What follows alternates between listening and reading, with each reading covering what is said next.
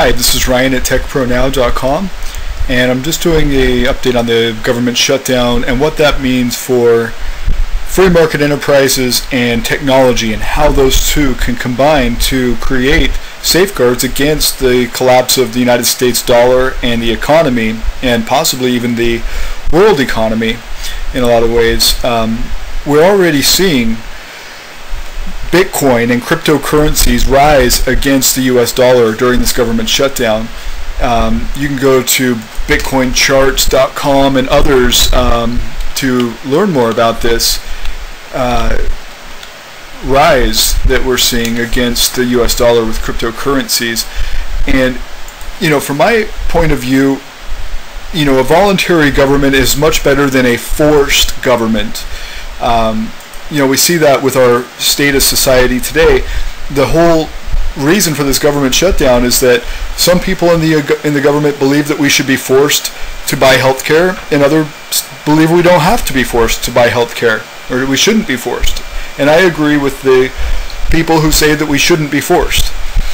So, how does this work out for technology, and what can we do in the technology world to relieve such stress? We're seeing a lot of market changes. We're seeing, if you follow the Forex market, we're seeing the US dollar cave to other currencies. We're also seeing that with Bitcoin.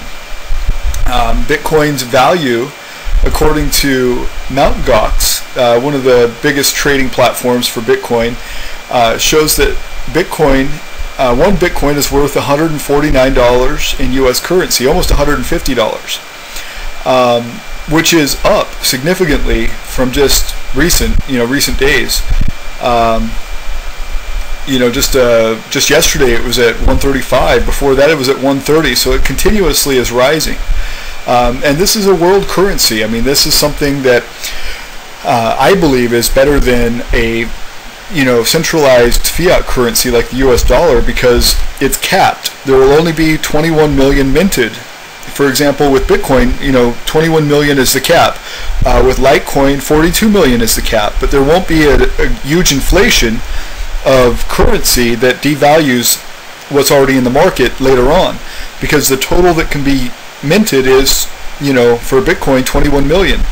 Right now with the government, they're doing quantitative easing through the Federal Reserve, and the Federal Reserve is printing out money that doesn't exist to infuse the economy with in the markets with money. I think it's 84 billion a month, and they're increasing the amount of currency in circulation, which devalues the currency that's already in circulation, and making it like a tax on the poor. Not only are they printing this money that doesn't exist, but they're also charging the American people interest on this money that doesn't exist. So we become further in debt. Like right now they're talking about how we're 17+ trillion in debt. Well, when the government, or when it's not even a government agency, when the Federal Reserve prints more money and then loans it to the United States, we pay interest to them on that money that they've printed out of thin air. With Bitcoin, there's a effort that goes into minting each coin that happens through algorithms and mathematical equations being solved through basically computerized mechanisms.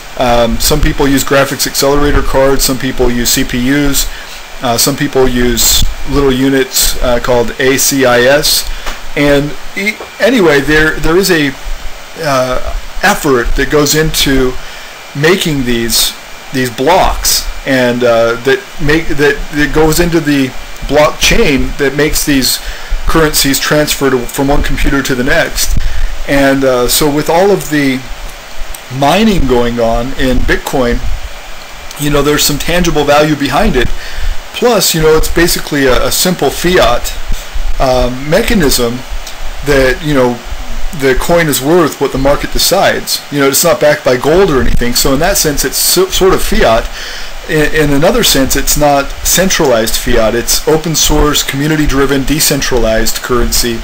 So we're seeing this, as the US dollar fails, the cryptocurrencies are rising in value, and I think that it will continue to be that trend, for quite a while. even if the government doesn't shut down, the world is now seeing just how vulnerable their economies are compared to the U.S. and depending on the U.S. To be solvent and to be strong. And when the U.S. government is shutting down over borrowing and debt, the world community is starting to look at this like, oh wow, what do we do from here if the government does shut down in the U.S.? What if they can't pay their debts? What if they can't borrow more money? What if the Federal Reserve is not allowed to print anymore and infuse the U.S. economy with $84 billion a month with quantitative easing? I think we're in QE3 now, right? So it is, disturbing, and I don't think that it's all positive, but I do think that the market is seeing a change in perspective of how things should work. And when the government is able to inflate our amount of currency and deflate the value of our currency, things start costing more. Milk, gas, commodities that we use every day start going up in cost because our currency is going down in value. So I think that, beyond just the economy and the currency, I think other people are looking at this and preparing for an economic collapse. I think that people are saying, hey, what if the government can't pay Social Security? What if the government can't pay welfare? What if the government can't supply jobs? What do we do? And people are starting to prepare. People are starting to look at that and find alternatives. And I think that's good for us to be independent and sovereign as people, as humans, not just as government, not just as nations, but as people, as individual people. And, what if, for example, this comet that comes in, Comet Ison, comes in and brings, as it, orbits around the sun and shoots back the direction it came from, and, when it crosses through that path of the sun, what if it creates EMPs and knocks out our satellites and knocks out our communications?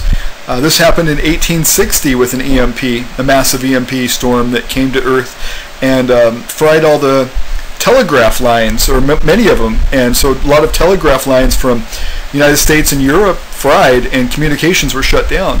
Well, we're way more dependent on communications this day and age. What if it knocks out all of our satellites? What if it knocks out a lot of other things? What if it blows up our power grid?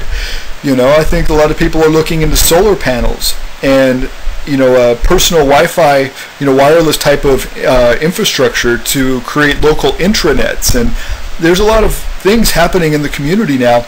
People are preparing and becoming more independent as a result. And I think this can only be a good thing. And in my opinion, even though there's going to be some growing pains, it could very well be a good thing. And I'm going to make more videos demonstrating, setting up an intranet rather than just depending on the internet right now that works off of satellites and internet backbones, by a large part supported by the governments, in different countries, different nations. If that failed, if the satellites were no longer there, and if the internet backbone went down, how could we create communications, or how would communications work after that? And so I'm going to make a couple more videos on that and show what I have done to prepare just in case this happens, and what other people can do to help. Thanks for tuning in to Tech Pro Now. This is Ryan, signing out.